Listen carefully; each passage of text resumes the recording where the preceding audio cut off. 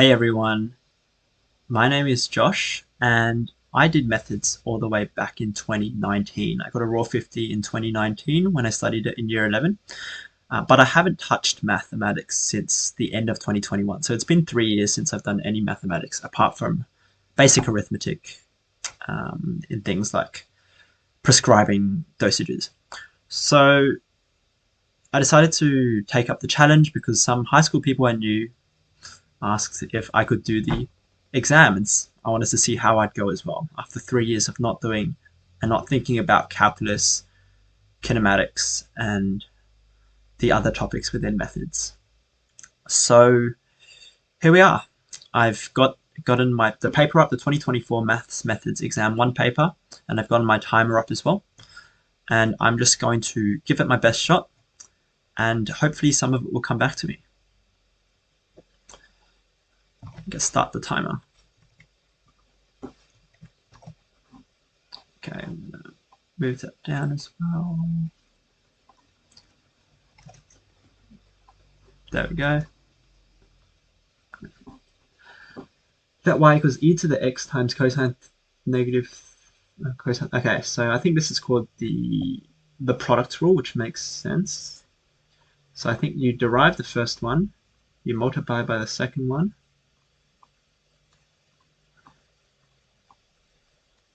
and then you derive the second one. So derivative of cosine is negative sine, and then you use what's it called? Use the chain rule.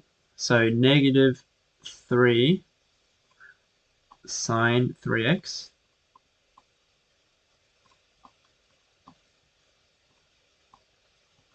and then multiply by e to the x. Great. Okay, sure. So I think I'm going to find the derivative of this first. So the derivative of log e of x is 1 over x. So I think this would be 1 over x to the cubed minus 3x minus 3x plus 2. And then again, you use the chain rule. So the chain rule is the derivative of the top, which is 3x squared minus 3. And so f dash of 3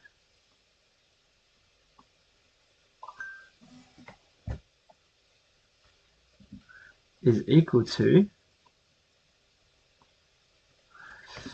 1 over 27 minus 9, which is 18, plus 2, that's 20, times 3 squared times 3, that's 27, minus 3 is 24, and so that's equal to 6 over 5.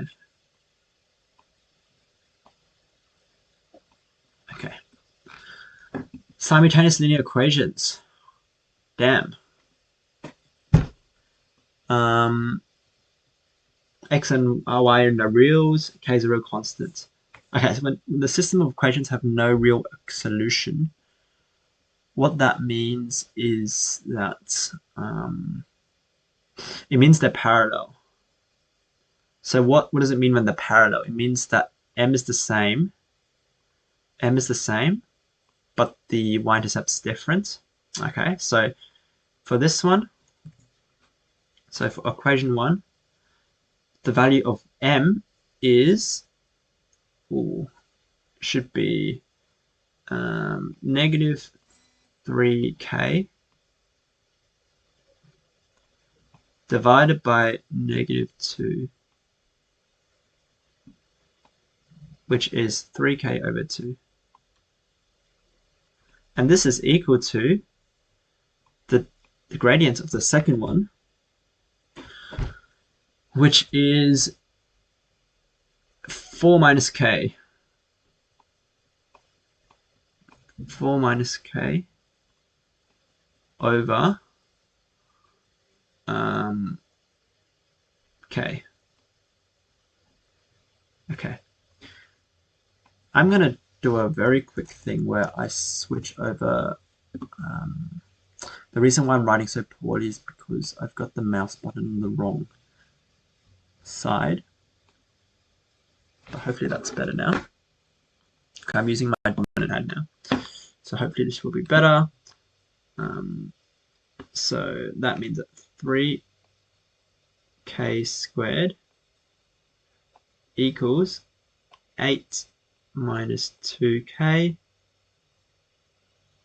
And so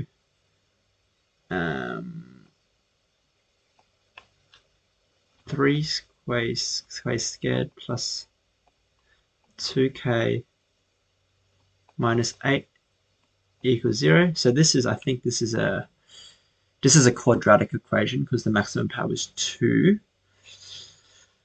So I think you can do this.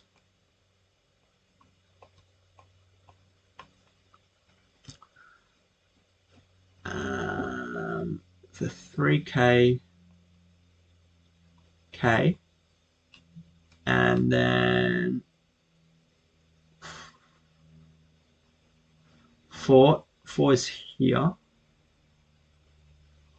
4 is here because the difference between 4 and 6 is 2. Sorry, yeah, 4 and 6 is 2. So this is minus and this is plus. So 6k minus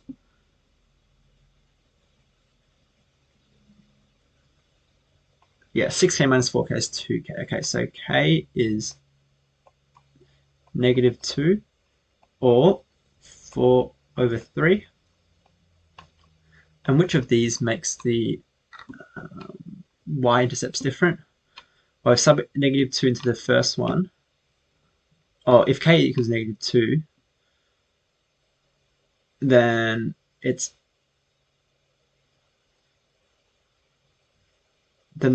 k equals -2, then the first equation y-intercept is -1 because it's 2 divided by -2. And if k equals -2, then the second equation's y-intercept is 2 divided by k, which is -1. So the first one, k equals -2, is where they're parallel. Oh, sorry, is where they're equal lines. So it's k equals 4 over 3. It's where they're parallel. Okay. On the axis below, sketch a graph of this. So this is a... Is this called a truncus? I think it's called a truncus.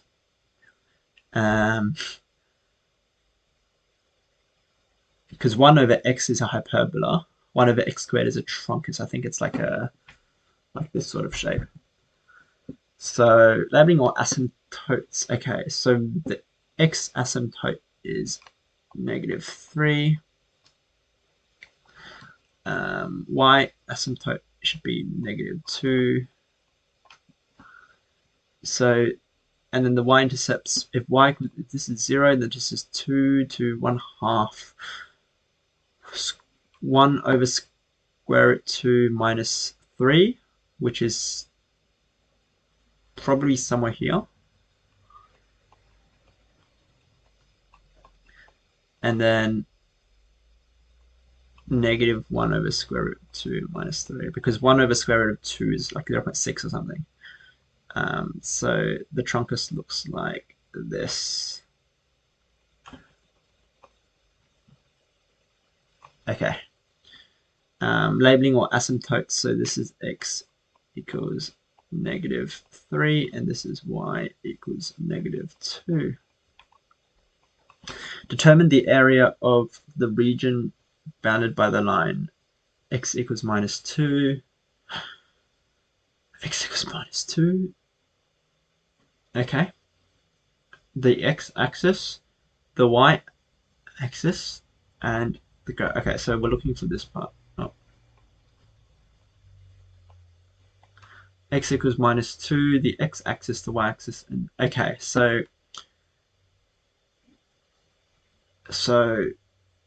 what? How do you find? I think it's integration. So integration of this graph should yield that answer, shouldn't it? It's just the integration of between -2. So from -2 to 0 of this graph, what's the integration of the integral of this one is, it's got the, I don't really remember what it's called, but the power is x to the -2 originally, so you raise it to x to the -1, then you do that.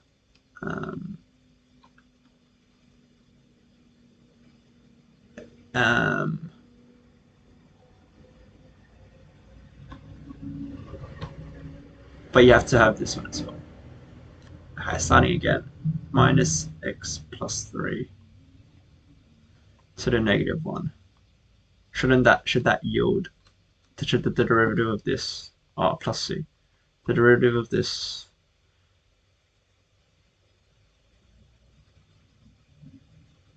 so yeah, so this is the product rule, isn't it? So -2 1 over x squared, oh no, -2x. Okay, but because we're doing the limits, we don't need plus c. So what's 0 subbed into this? It's -0. 3 to the -1 is 1/3, so minus a third.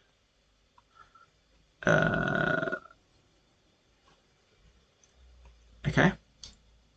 And -2 subbed into this is -2 plus 3 is 1, to the power of -1 is 1, -1, -1, and then -2 times -2 is 4.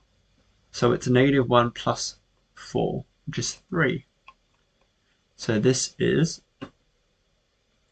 negative 10 on 3. Right? And because the area is negative, that makes sense. Does it look about right? 1, 3. This doesn't really look like 3 and a third, but my truncus is probably not very accurate. Probably could be more, more like this, I'm guessing. Anyway, hopefully that's correct. So the answer should be 10 on 3. Just want to double check that. Yeah.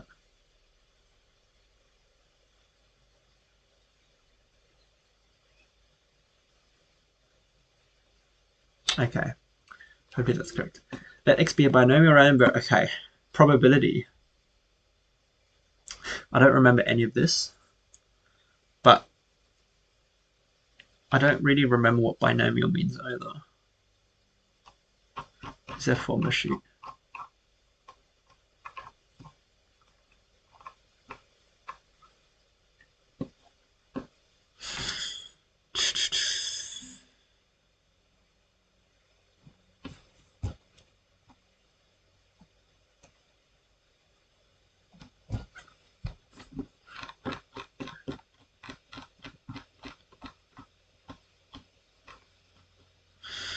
Let x be a binomial random variable. I think this number represents,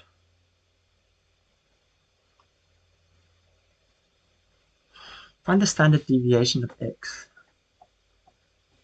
What's a standard deviation mean? Again, it's this, isn't it? No, that's variance. No, this is standard deviation.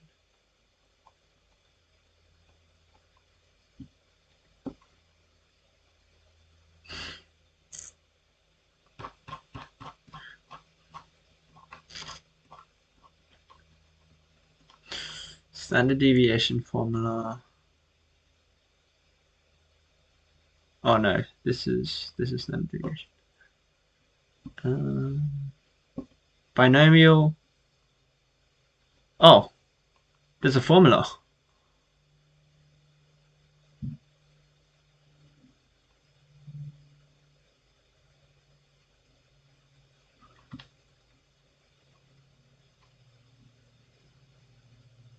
Oh, there's another formula.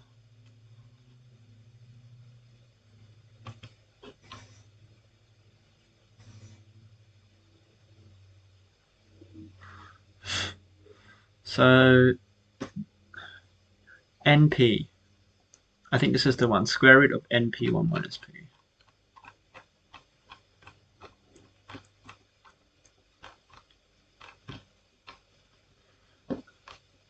Square root of N, so N is 4P, and then 1 minus P, which is 36 over 100, 6 over 10. That's a nice number. Find PR. Find probability x is less than 2. So, this is coming back to me. So this is x is 0 and x equals 1 added together because it's discrete. It's a discrete random variable, isn't it? So it can only be 0, 1, 2, 3, or 4. So probability x is 0 is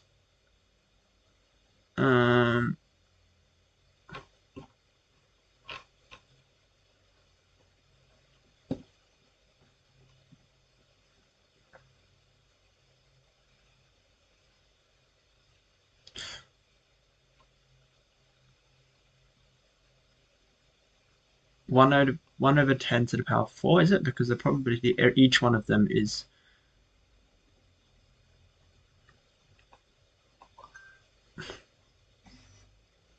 right.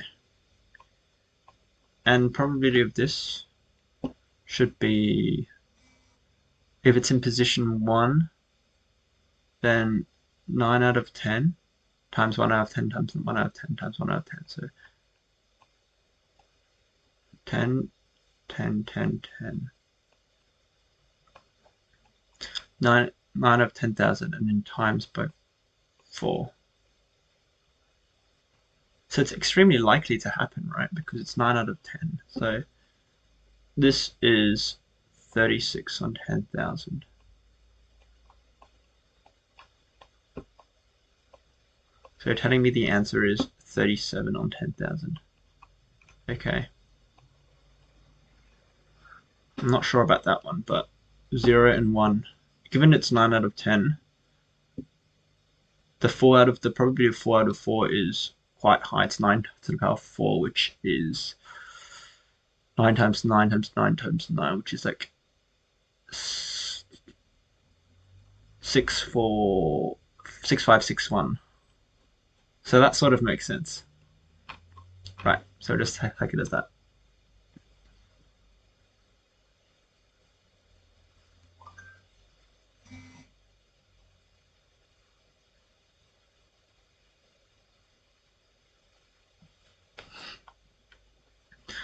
The function h0, okay, so this is a hyperbola.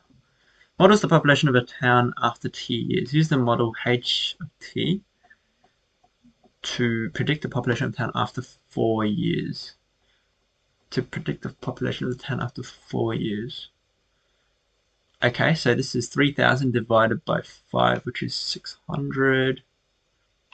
A new function, h1, models the population where h1 0 equals h0, but h1 decreases at half the rate of h at any point in time. h1 decreases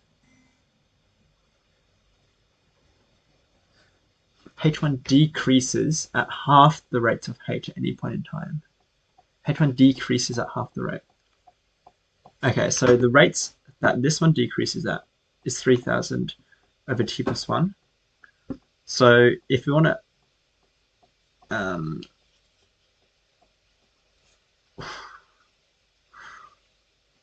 so let's say this graph looks something like this.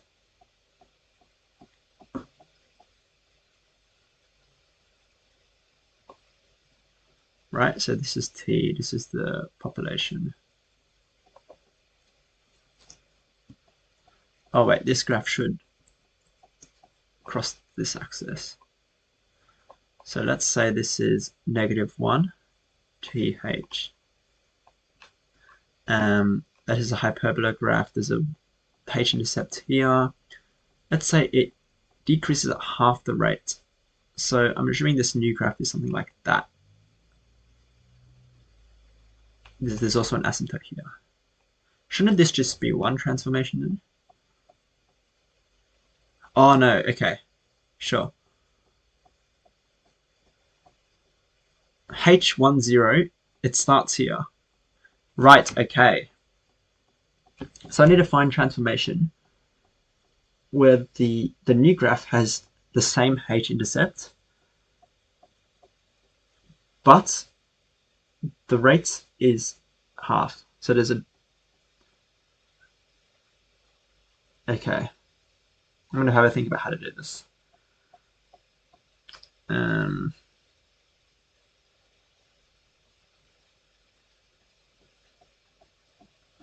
Because if it's a full dilation, it's not a...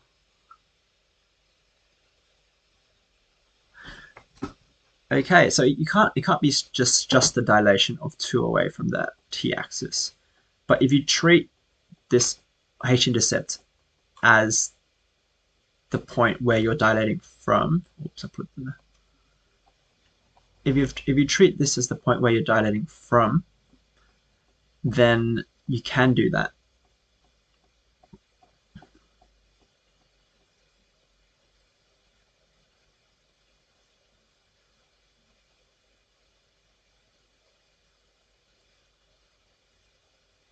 Okay, so can you just do a transformation where it's a dilation of factor half from the t-axis and then move it up by that factor so that it begins at the h-intercept?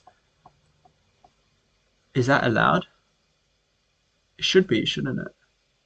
Because is that half the rate?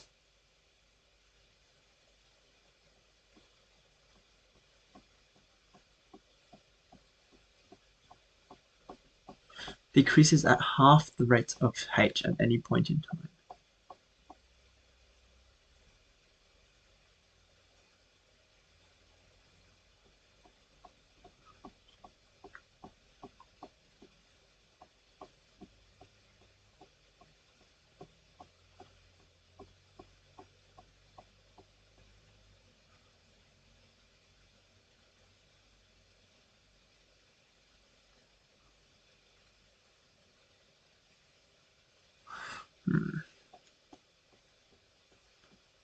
I'm not sure I can do that.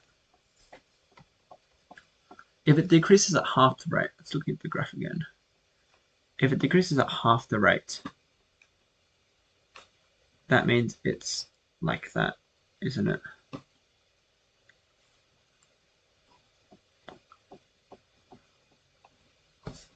But this is the original.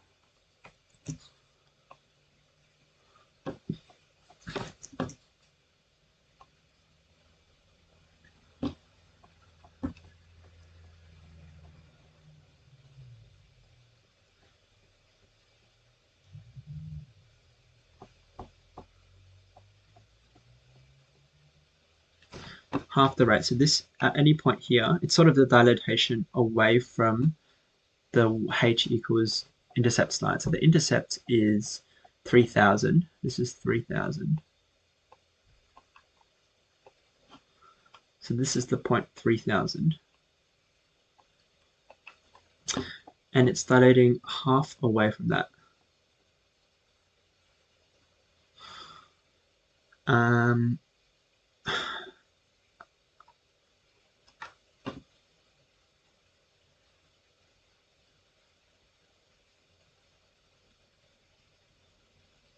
I don't think you can do a dilation and then transformation up. I don't think it works like that. Because the rate will be different. Well, how do you do this? How do you do this? So can you move it down and then you dilate it and then you move it back up? So let's say we move it down 3000 and then factor of half from the t-axis and then move it back up 3000.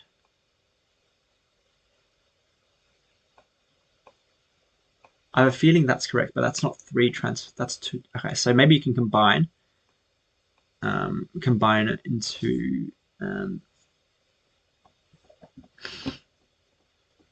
combine two of these. So if you go 3000 first, so what's this doing to any point h. Any point h, it's h minus 3000. So h dash equals half h minus 3000 plus 3000. Isn't it? That's how you do it, isn't it? So that's half h minus 1500 plus a... Okay, I feel like it's this. So that's what I had before though, isn't it? Anyway, I'm just going to go with this. Dilatation of factor half from the t-axis. And then 1500 up.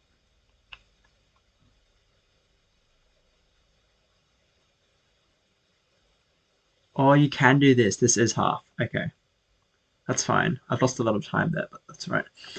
In a town, 100 people randomly selected and surveyed, with 60 people indicating they were unhappy with the roads. Determine a 95% confidence interval for the proportion of people in the town who are unhappy with the roads.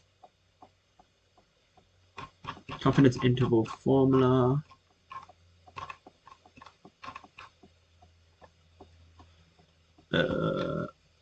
Okay. Let's take a screenshot of this. And come back up here and paste it. I'm running out of time.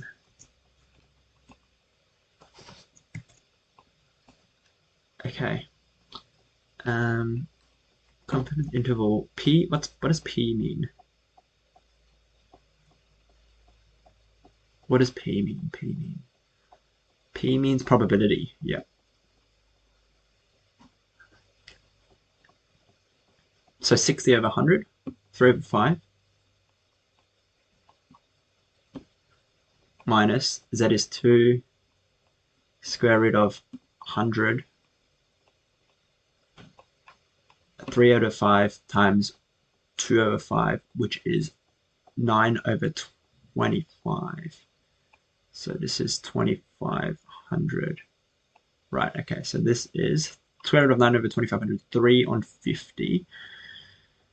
3 on 50 times 2, 6 on 50, which is 3 on 25. 3 over 5 minus 3 on 25 is 12 on 25. Is it? 3 over 5 minus...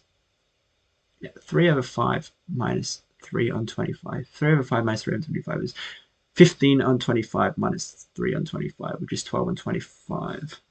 Okay. So 12 on 25. And then 3 on 5 plus 3 on 25.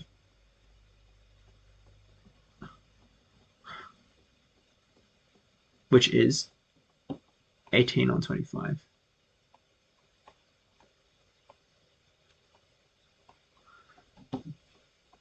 Okay. A new proportion n results in the same sample proportion. Sample proportion must mean the proportion of this 3 over 5. Yeah, that's p hat. Find the smallest value of n to achieve a standard deviation of. Find the smallest proportion value of n. Find the smallest value of n to a. Find the smallest value of n to achieve a standard deviation of root 2 over 50 for the sample proportion. Find the smallest value to achieve of standard deviation of for the sample proportion. Okay, standard deviation. Standard deviation formula is this. So I'm just going to do a screenshot.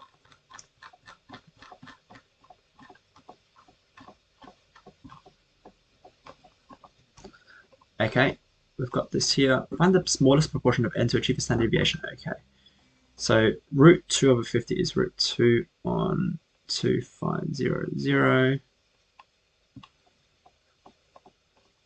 equals root p 1 minus p on n. Same sample proportion. So sample proportion 3 over 5. So this top one here is not p. Why does it do that?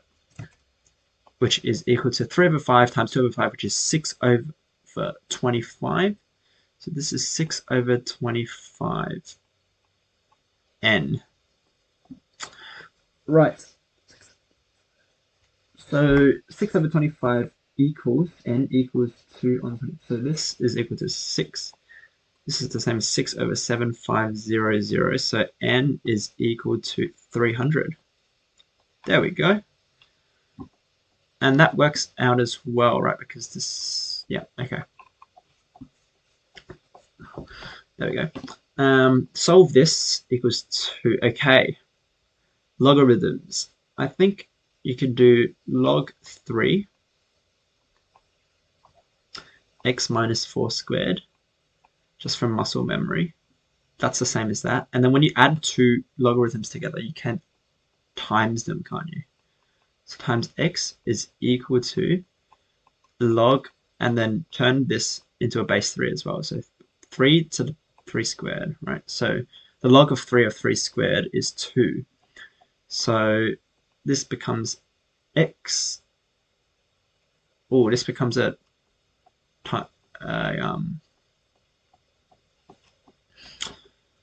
what's it called? A cubic. We'll just simplify it. X minus 4 squared minus 9 equals 0. Right. So solve this for x.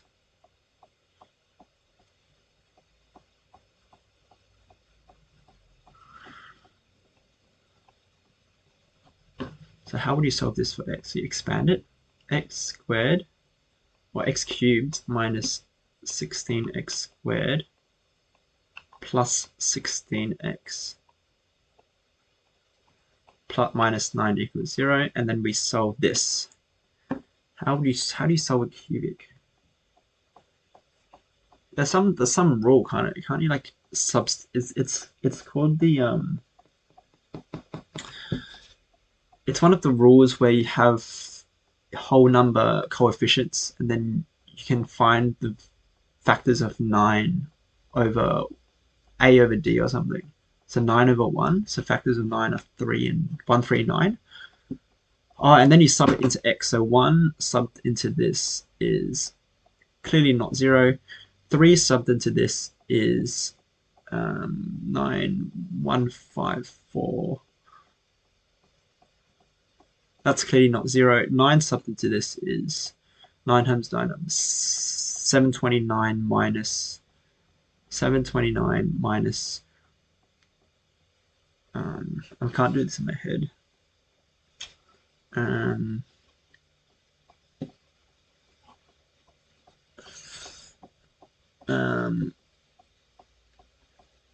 subbed into this is 729. 9 subbed into this is 81 times 16, which is 81 times 16, which is 1215. No, it has to end in 6. 1216.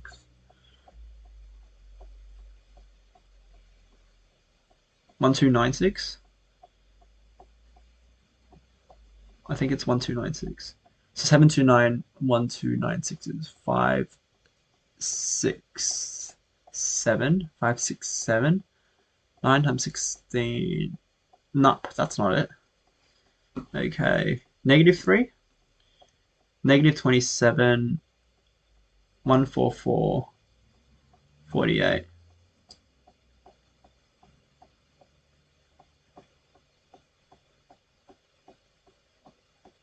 No. -1. 1.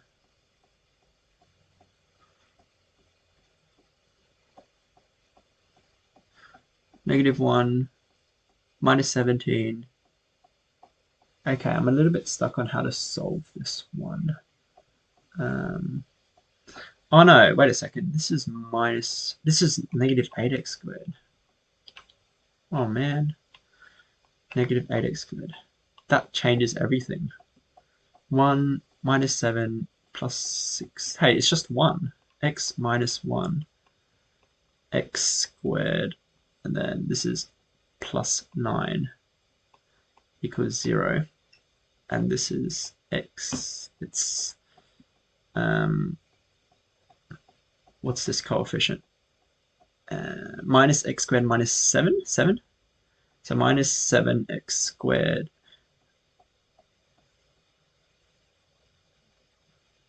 minus x squared minus x squared minus 7x squared is, yeah, 7, and then 7x. Okay, this works. So x equals 1, and this is, come on, this is,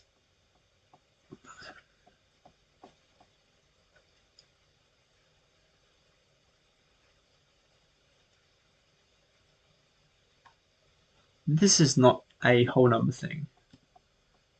Anyhow, x, you can't have, this can't be a negative number, right? I think that's the thing, where the things inside the logs have to be greater than 0, because a logarithmic graph,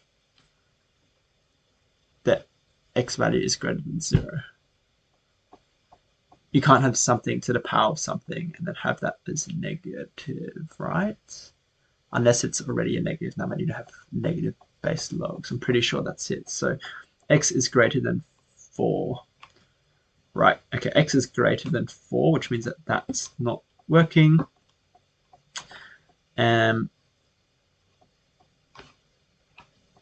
So quadratic formula for this. Oh, there's this way, isn't there? This one. Opening the square. X squared minus 7 to 2x plus 49 on 4 minus 49 on 4 plus 9 minus 49 on 4. 9 minus 49 on 4 is 36 on 4 minus 49 on 4, which is negative 13 on 4. I think that's right. So because minus 7x is correct, and 49 on minus 49 on 4 plus minus 49 on 4. Oh, this should be a plus, isn't it? Minus, oh no. 49 on 4 minus 13 on 4 is 9. Yep, that's correct. So x equals 13 on 4 plus or minus square root plus 7 on 2. Is this greater than 4? Well, this is 3.5, so the answer can only be 7 over 2 plus square root of 13 on 2. Because this one is negative. For the graph of this, f of x equals x times sine x is shown below. Use the trapezium rule. What is a trapezium rule? I'm guessing it's to estimate the area under the graph. With the step size of pi over 3 to determine the approximation of the total area between the graph of y equals f of x and the x-axis over the interval of 0 to pi. So I'm assuming the trapezium rule is like that. So work out this point, then work out this point, and then work out the areas of the 3 trapeziums. We can draw these ones. Yeah. Well, these are just triangles, aren't they? They're not trapeziums, which is fine. So the first triangle, sub in pi over 3 into this formula, so that's pi over 3. So this point is pi over 3 times sine pi over, what's sine pi over 3? Sine pi over 3 is the same as sine 60, which is this root 3 on 2. So this is root 3 on 2. And this point, 2 pi and 3, is 2 pi and 3. That's, what's the value of sine 2 pi and 3? Well, it's the same as sine pi and 3, isn't it? Because in the unit circle there, it's the first and the second quadrants, and the y value is positive. So this should also be 3 on 2. And this value is 0, clearly. So that should be pretty doable then. The first one is pi over 3 times this. So pi squared on 9. And then root 3. And then 8, bottom should be 18. And then you also divide it by 2 because it's a triangle. So it's 36. Okay. Plus, so this square is pi over 3 times. Okay, so this triangle, this number 1 triangle, is half the size of this square. So I can just times this one by 3. So timesing this one by 3 makes this bottom thing 12. Right. Control Z. This bottom one is 12. 20 minutes left. 12. Right. And then this second part, this triangle, is pi over 3, or pi over 6 because it's a triangle, so half that. And then 2 pi over 3 times root 3 over 2 minus pi over 3 root 3, 2. So that's just pi over...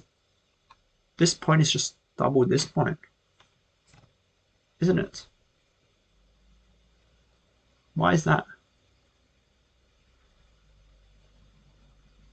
Anyhow, it looks... Okay, sure. It correlates as well. So pi over 3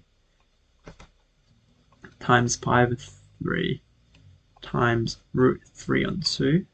So because that's the difference between this point and this point. And then the final triangle is pi over 3 times this one. So I'm just going to write over here. Pi over 3 times this one.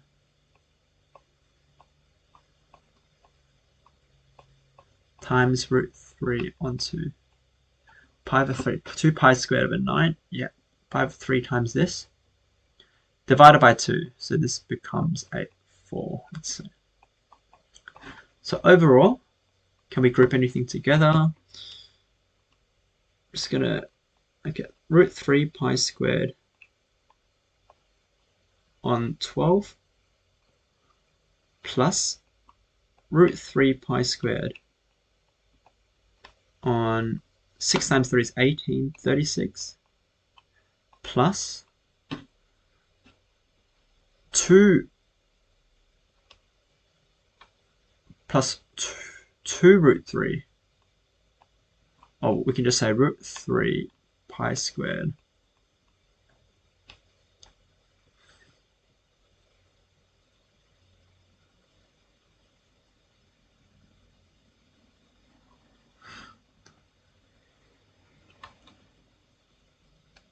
root 3 pi squared on 18. Can this be simplified?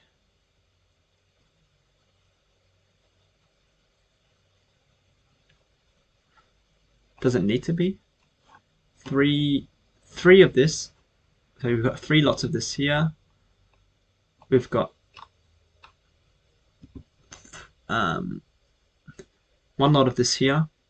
So 4 root 3, and we've got 2 lots of this. So 6 root 3 pi squared over 36. Okay, it can be, which is equal to root 3 pi squared on 6.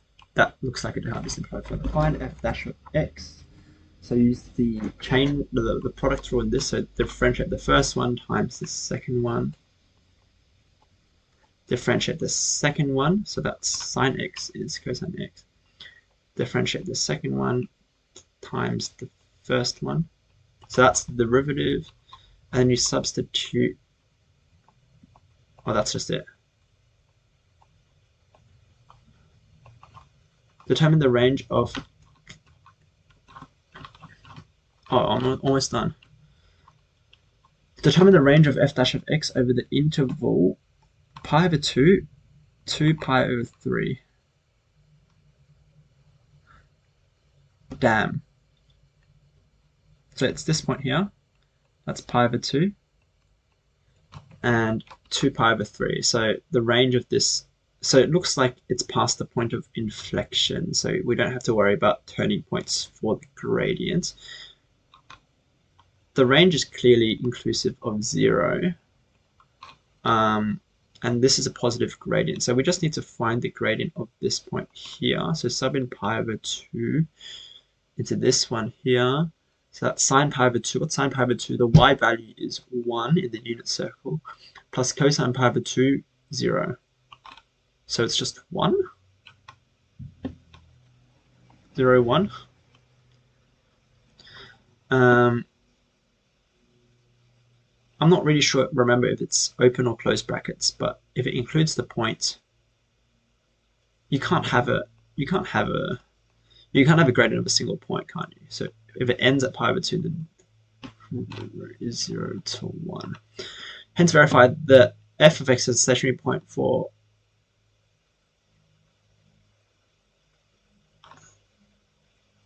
I mean, I just assumed this was a stationary point.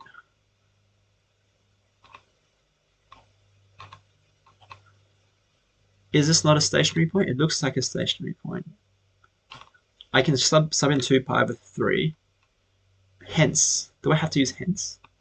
It doesn't. Oh, hence is deriving from this b one.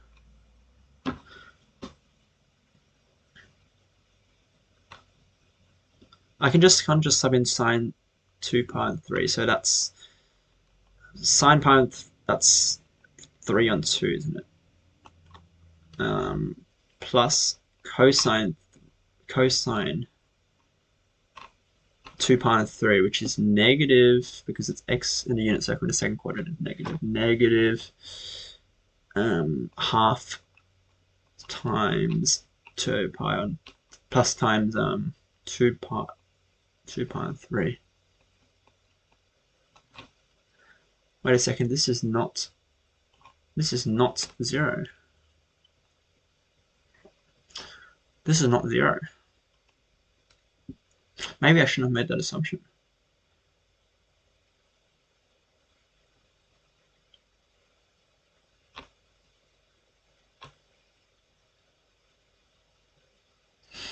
Probably not an assumption to be made. That's fine. Determine, that means the 0 is probably somewhere. Where is the 0 then? If f of x is equal to 0,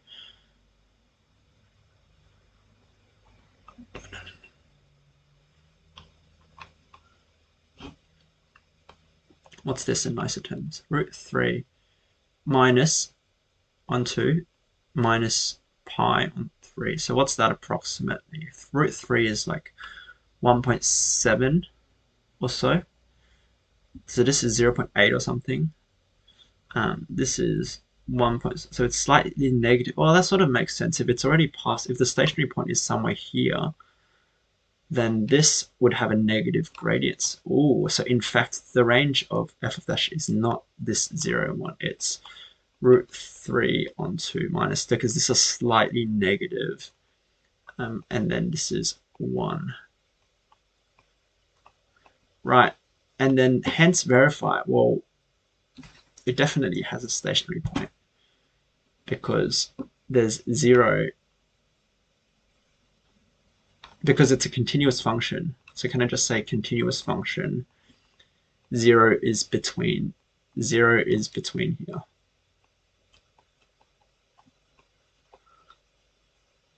Right. Okay, on the set of x's below, sketch the graph of y equals f dash of x on the domain negative pi to pi. Yeah, labeling the endpoints with the coordinates. You may have used the fact that the graph of y has local minimum approximately negative 1.1, negative 1.4.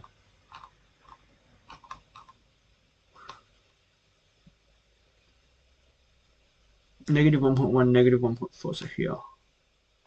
Negative 1.1, negative 1.4, and a local maximum at approximately 1.1 and 1.4.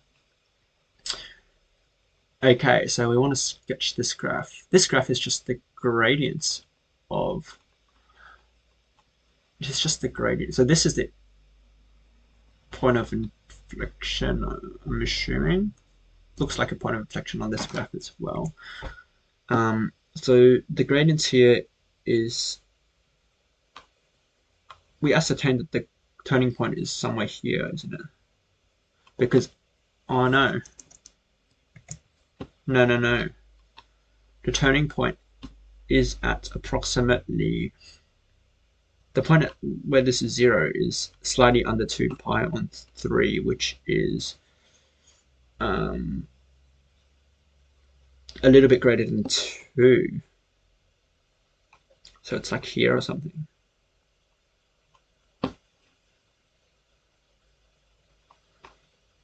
And what's the graph at pi? If we sub in pi into this formula, sine pi is 0, cosine pi is -1, negative pi.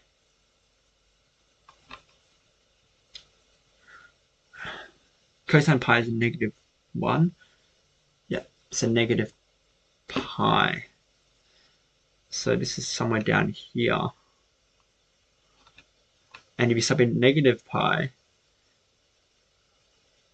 -1, it's pi, so it's up here somewhere. So this is pi, this is negative pi, pi, and this is pi, negative pi.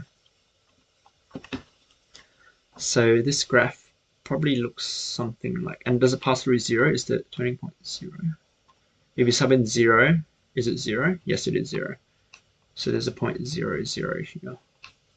So just checking this y-intercept point is a little bit under 2, isn't it? Because the point of 0 here is a little bit under 2. A little bit under 2. A little bit over 2. Yeah, a little over 2. So this looks something like this. I think it looks something like this. Just checking the gradients. So this is a positive gradient. Yeah. This is a negative gradient in the negative area. Great. Do we need to plot the... No, we don't need to label the... So, yeah, the x-intercepts. Okay. 9 minutes to do one more page. Let G do real codomain domain. K is reals excluding 0. M is element of the reals. Let the point P be the y-intercept of the graph of y equals g of x. Let the point P be the y-intercept of the graph of y equals g of x. Let the point B be the y-intercept of the graph of AK. Sure. Find the coordinates of P in terms of K and M. So y-intercept is where x is equal to 0. So it's negative K times negative... Oh no, it's a root. So it's negative K cube root of negative K plus M. So it's 0 cube root of negative K plus M. Find the gradient of G at P. Find the gradient of G at P. So P is the y-intercepts, the gradient of G at P in terms of K. So we have to derive this, don't we? Running out of time. So this is x minus K to the power of 1/3 plus M. So derive this is to get 1 over 3x minus K negative 2/3. The M goes away because it's a constant. Find the gradients at P in terms of K. So this is negative 1/3 negative K. So negative K to the power of 2/3. Okay. Given that the graph of y equals g of x passes through the origin, okay, so we know that y equals just passes through the origin, so 0 is 0. 0, 0, 0 equals negative K cube root plus M. Express K in terms of M. Okay, so negative K cube root equals negative M. So if negative K can be cube roots, can you just take the negative out? Negative K, negative K. Is K positive? No.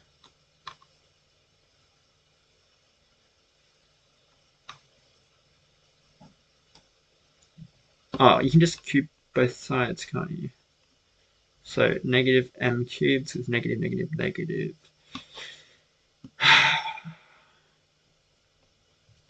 k equals m cubed. Right. Let the point, 6 minutes to do 3 marks. Let the point Q be a point different from the point P, such that the gradient of G at the points P and Q are equal. Given that the graph of y equals gx passes through the origin, find the coordinates of Q in terms of m. Okay, so the gradient at point P is this. So the derivative at point Q is also this.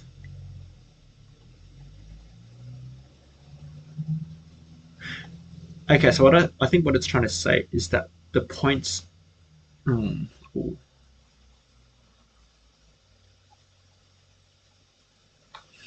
Say it's Q. So this graph probably looks something like this, right? Isn't that what a cube root graph looks like? Looks a little bit like this. From memory, that's what a cube root graph looks like. So k equals m. So we've got the p here.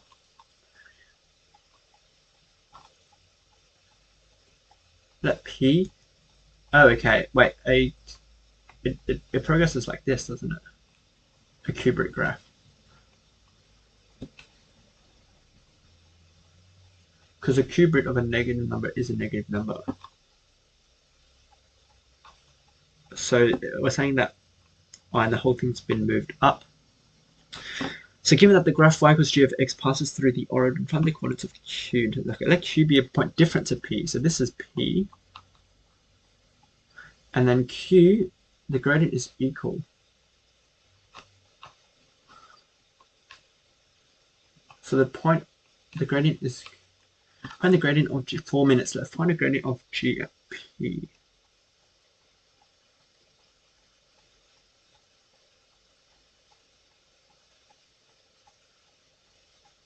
So this is just the gradient graph.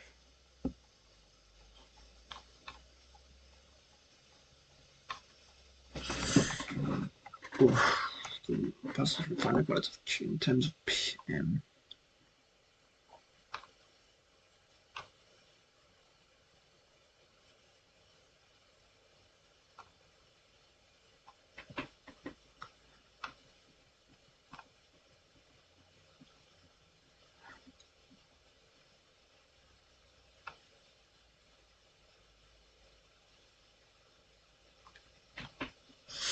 It's stressful. P, the derivative of p at point P is this, and the derivative at point Q is also this, and we also know this fact.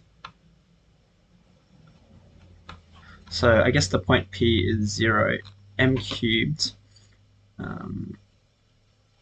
m minus m cubed to the power of 1/3 is minus m plus 1. It's 0, 0. That makes sense. The point at the Q and the gradient is m to the cubed 2 minus m squared, which is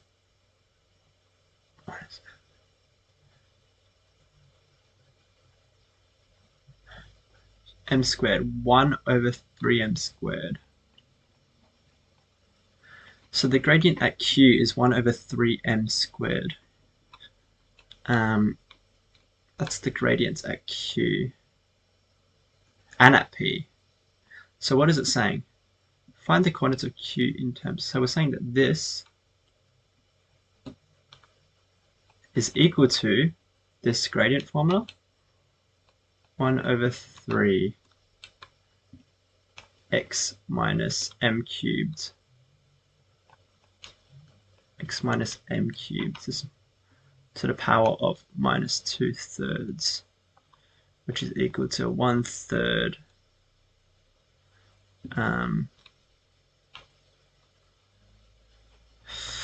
okay. So we're saying m squared is equal to x to the power of negative 2/3 times minus m cubed to the negative 2/3, because you can just add them together, can't you? So x to the negative 2/3 is equal to m squared divided by, what's this? This part is m to the power 3.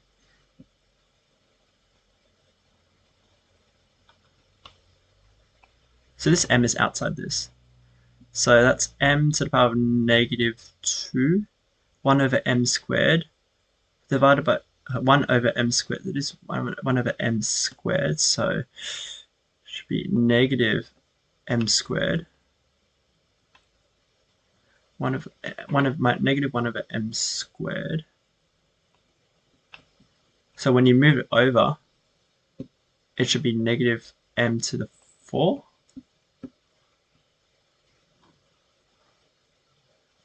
So x equals negative m to the 4 to the power of negative 3/2. I'm out of time. That's all right. Let me finish this off.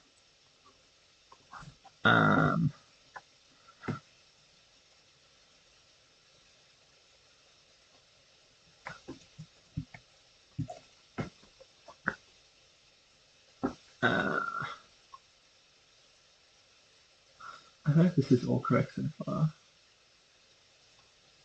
1 over 3m squared.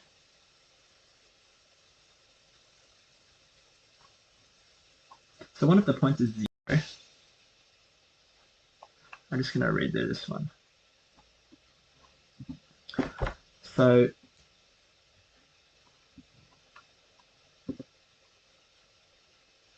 what have I done here?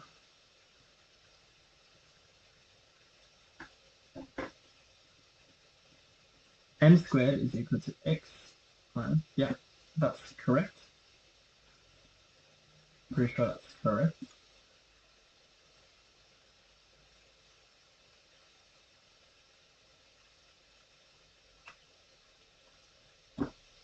Okay. So we're trying to solve for x here. So x to the minus 2/3 is equal to m squared divided by minus m to the negative 2, which is equal to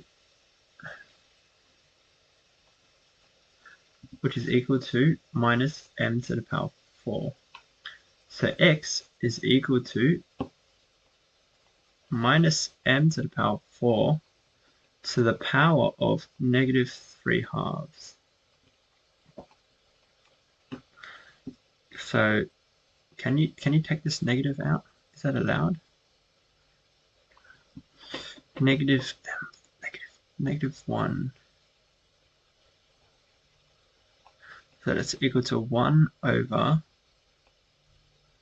negative m4 to the power of negative 3/3. Okay, so we said that x equals 0 is a solution. Wait a second, x equals 0 can't even be a solution to this. There's no point m where this can be possible.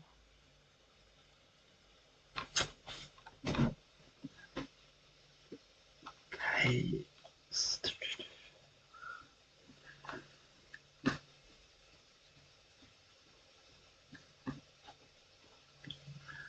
One third m squared.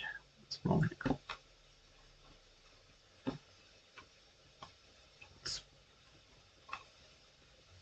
So we know that the gradient at P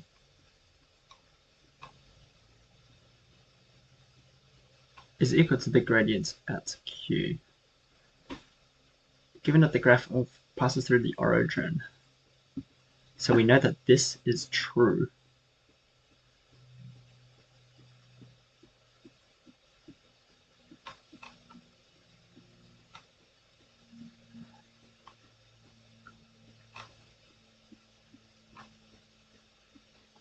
We know that K is equal to m cubed.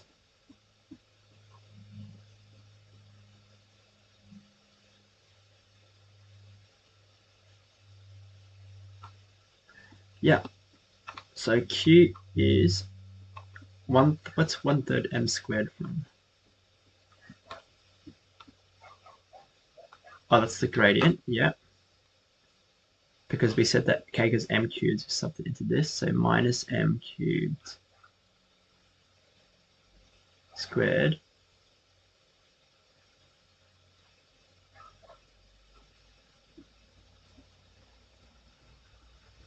m squared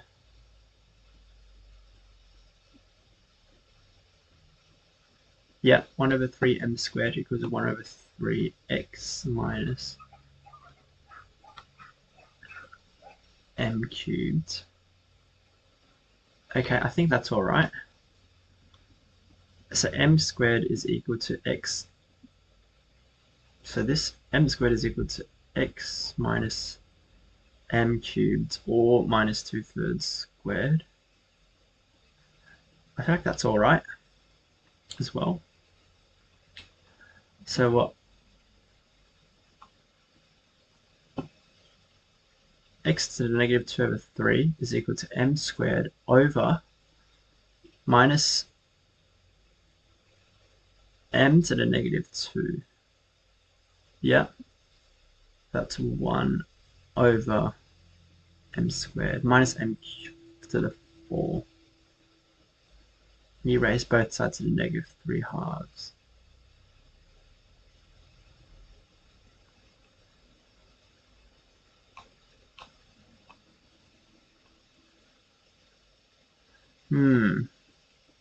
X can't be 0 though, if this is to be true. This can't, right?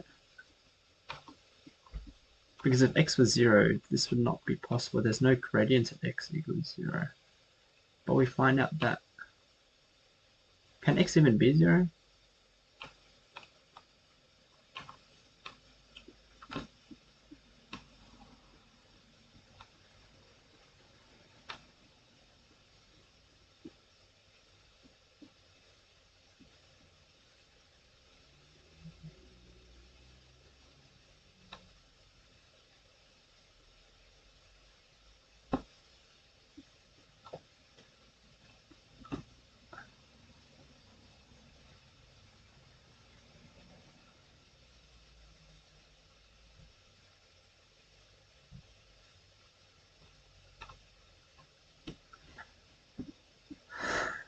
Hmm.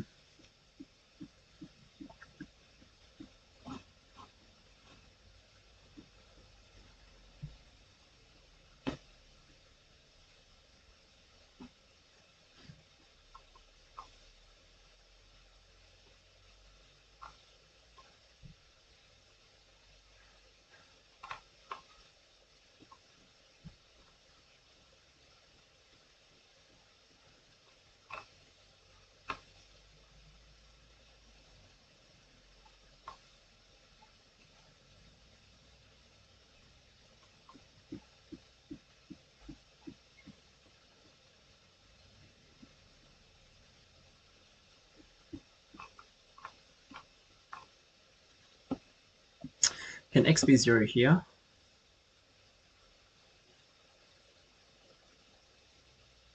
No, x can't even be 0 here.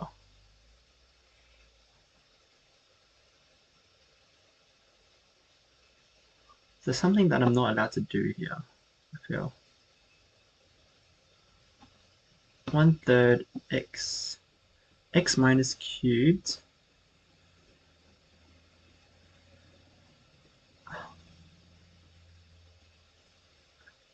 So when you subtract, so you can't take this out, right? Is that it? So x minus... So m squared, 1/3. So the 1/3 is obviously not there. X minus cubed, negative 2/3.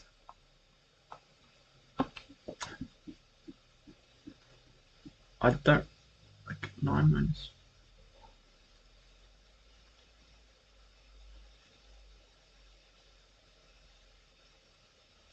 Yeah, you can't just take it out like that, right?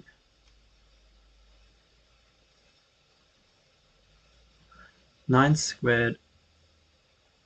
9 squared minus 2 squared is 77.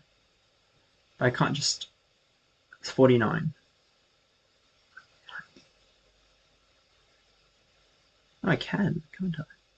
So this is 9, this is 4, this is 1, 2. 2 squared is 4. But if I do this, and 4 squared times, yeah, what am I doing here?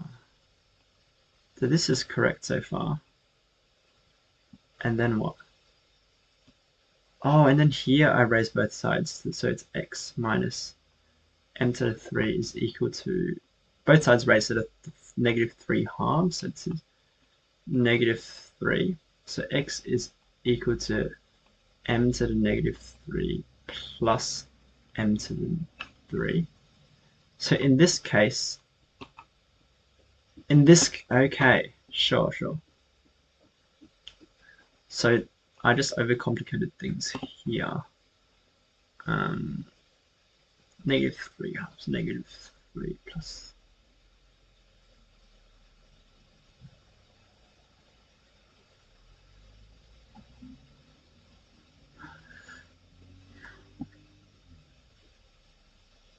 Right, so 0 works here, but the other point is, and then you sub this back into the formula. So the point is m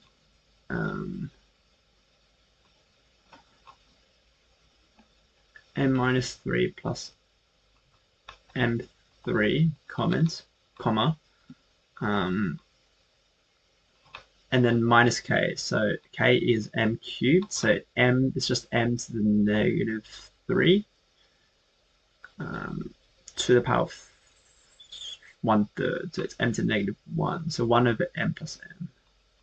Is that it?